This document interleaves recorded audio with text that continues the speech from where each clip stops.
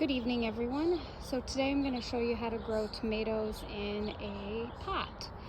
So I wouldn't do anything smaller than a 5-gallon bucket or pot.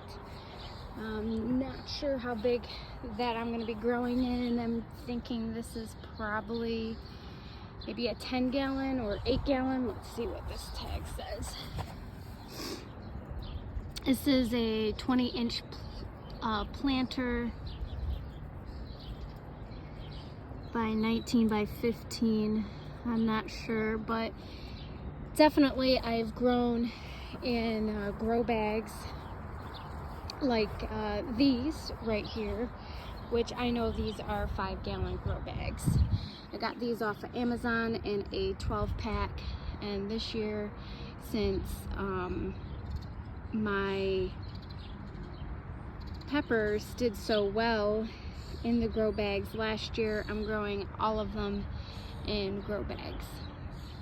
So just give you an example, I did last year grow tomatoes in a 5-gallon grow bag, and they did good.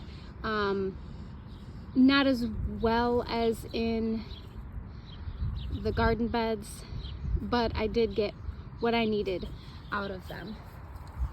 And like I said, that's why I've kind of upgraded to a bigger pot this year.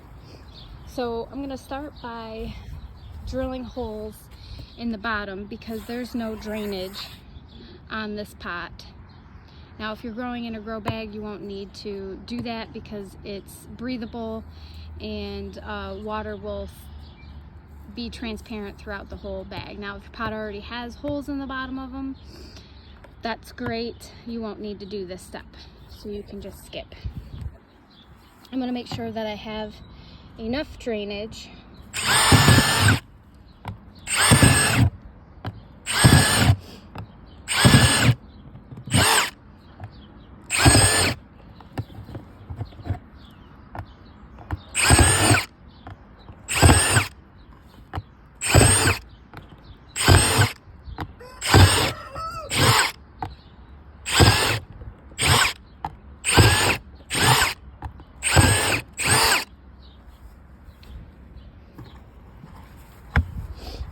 And as you can see, this is a pretty deep pot. It's a pretty big pot.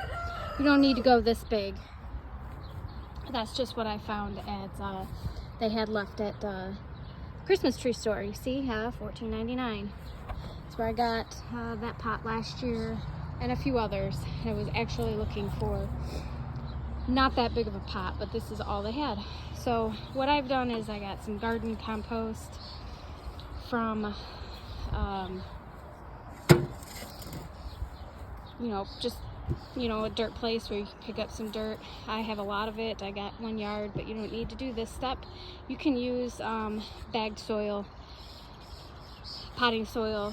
That would be just fine, but I also mix this with a little bit of potting soil. You can also get compost and get vermiculite or something else to help retain the water in the pot if we do get a dry summer.